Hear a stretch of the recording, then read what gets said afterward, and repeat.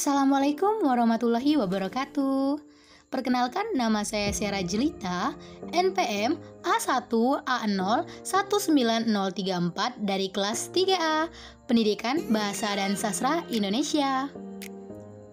Dosen pembimbing Rio Kurniawan, MPD, mata kuliah TIK untuk guru bahasa.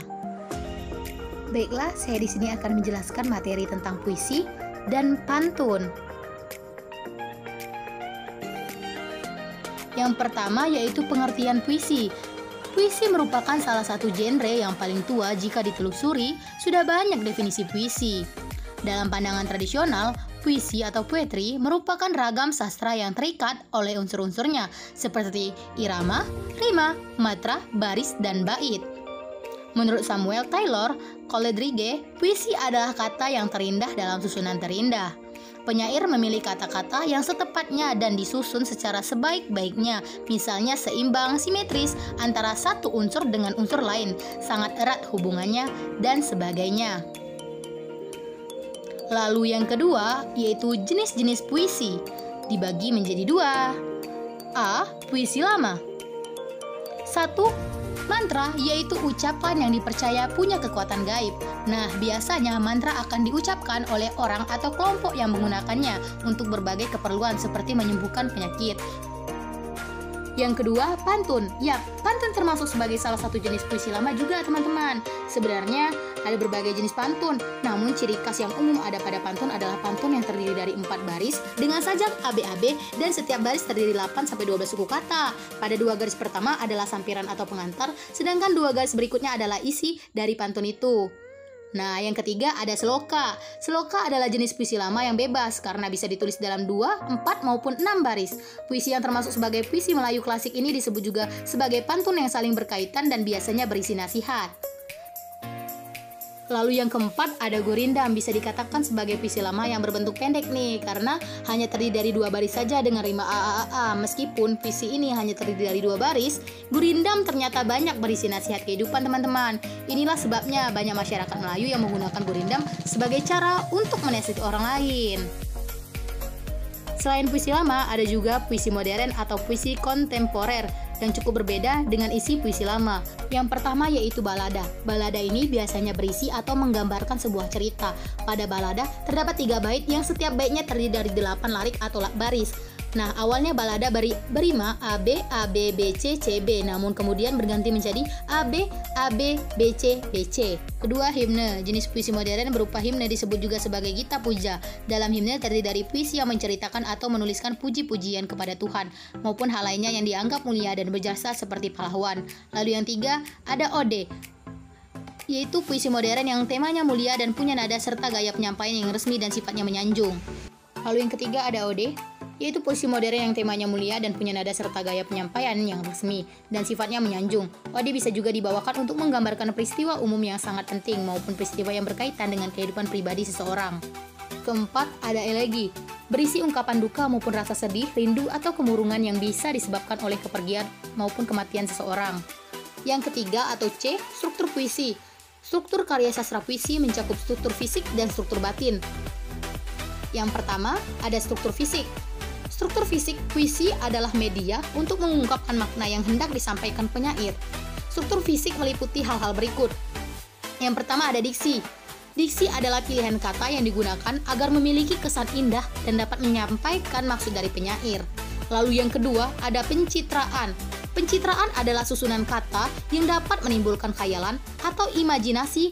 Hal ini membuat pembaca seolah-olah merasa, mendengar, atau melihat sesuatu yang diungkapkan penyair. Lalu yang ketiga ada majas. Majas adalah bahasa yang digunakan penyair untuk mengatakan sesuatu dengan cara membandingkan dengan benda atau hal lain. Majas atau bahasa figuratif menyebabkan puisi menjadi prismatik atau memiliki banyak makna. Lalu yang keempat ada rima. Rima adalah persamaan atau pengulangan bunyi. Persamaan bunyi memberikan kesan merdu, indah, dan mendorong suasana yang dikehendaki oleh penyair.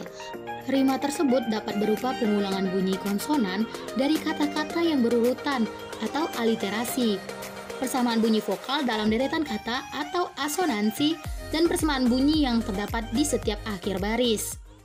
Lalu yang kelima ada ritma. berkaitan dengan rima, bunyi, kata, frasa, dan kalimat pada puisi. Dalam ritma muncul bunyi tinggi, rendah, panjang, pendek, keras, lemah yang mengalir secara teratur dan berulang sehingga membentuk keindahan. Lalu yang terakhir yaitu tipografi. Tipografi puisi berbentuk bait-bait yang bermula dari tepi kiri dan berakhir ke tepi kanan baris. Setelah struktur fisik, yang kedua ada namanya struktur batin. Struktur batin ada 4 unsur batin puisi yaitu tema, perasaan, nada atau sikap, dan amanat. Yang pertama, tema.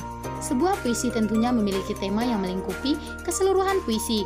Menurut Herman J. Waluyo, tema merupakan pokok atau subjek mater yang dikemukakan oleh penyair. Ungkapan tersebut menjelaskan bahwa tema merupakan sebuah atmosfer dari sebuah puisi. Oleh sebab itu, untuk menafsirkan tema dalam sebuah puisi haruslah ditafsirkan secara utuh. Lalu yang kedua, ada perasaan. Perasaan penyair dalam menciptakan puisi ikut diekspresikan dan dihayati pembaca. Hal ini karena tema yang sama dapat dituturkan penyair secara berbeda dan hasil puisi yang diciptakan pun berbeda. Yang ketiga, ada nada dan suasana. Nada dalam puisi disesuaikan dengan isi yang hendak disampaikan, baik itu berupa nasihat, kritik, sindiran, ungkapan perasaan, atau hanya berupa cerita. Seringkali puisi bernada santai seperti dalam puisi-puisi Beling. Kemudian, suasana adalah keadaan jiwa pembaca setelah membaca puisi tersebut atau psikologis yang ditimbulkan terhadap pembaca. Nada dan suasana saling berhubungan karena nada puisi menimbulkan suasana terhadap pembacanya. Misalnya, nada duka dapat menimbulkan suasana iba bagi pembaca. Yang keempat, ada amanat atau pesan. Kita dapat menelaah amanat dalam suatu puisi jika telah memahami tema, rasa, dan nada pada puisi tersebut. Amanat atau pesan merupakan kesan yang ditangkap pembaca atau pendengar puisi. Amanat tersirat di balik kata-kata yang disusun dan berada di balik tema yang digunakan. Lalu, setelah penjelasan struktur puisi tentang struktur fisik dan struktur batin, saya di sini akan menjelaskan tentang ciri-ciri pantun. Ciri-ciri pantun. Pantun 4 baris. 4 baris ciri-cirinya, 1 bait terdiri dari 4 baris. Baris 1 dan 2 merupakan campiran atau pembayang. Lalu baris ketiga dan keempat merupakan isi. 1 baris terangkai dari 4 sampai 6 kata. 1 bait terdiri dari 8 sampai 12 suku kata. Bersajak A atau AB. Lalu yang kedua ada pantun 2 baris. Pantun 2 baris ciri-cirinya, baris 1 bait terdiri dari 2 baris. Jumlah kata 1 baris terdiri dari 4 sampai 6 kata. Jumlah suku kata 1 baris terdiri dari 8 sampai 12 suku kata. Pola sajak, polanya yaitu AA. Lalu sampiran, baris pertama adalah sampiran. Lalu isi, baris kedua adalah isi. Lalu struktur teks pantun. Teks pantun hanya tersusun oleh 2 elemen sehingga menjadi suatu teks yang utuh. Berikut struktur teks pantun. Yang pertama, yaitu ada sampiran, terletak di 2 baris pertama dan umumnya tidak ada hubungan dengan bagian kedua atau isi. Lalu setelah itu, yang kedua ada isi, terletak di 2 baris terakhir di mana merupakan tujuan dari pantun tersebut. Tetapi terkadang bentuk sampiran membayangkan isi dari pantun dan posisi sampiran tidak bisa ditukar dengan isi. Setelah itu, saya akan menjelaskan tentang macam-macam pantun. Nah, adapun jenis-jenis pantun berdasarkan siklus kehidupan. Yang pertama, pantun anak-anak. Jenis pantun yang berhubungan dengan masa kanak-kanak. Setelah itu, yang kedua, ada pantun orang muda.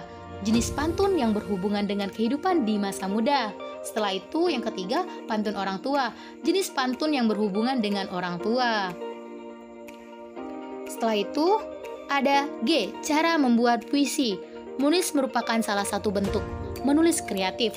Langkah-langkah yang harus dilakukan dalam menulis puisi adalah sebagai berikut. Yang pertama, menentukan jenis puisi yang hendak dibuat. Lalu, yang kedua, menentukan tema dan pesan yang hendak disampaikan. Setelah itu yang ketiga, mengembangkan tema menjadi kalimat berdasarkan hasil imajinasi. Lalu yang keempat dan terakhir, menuangkan ide dalam uraian kata-kata yang sesuai kaidah puisi. Nah, mungkin itu saja materi yang dapat saya sampaikan. Kepada teman-teman dan Bapak, saya mohon maaf apabila ada kesalahan. Kepada Allah, saya mohon ampun. Mungkin saya tutup. Wassalamualaikum warahmatullahi wabarakatuh.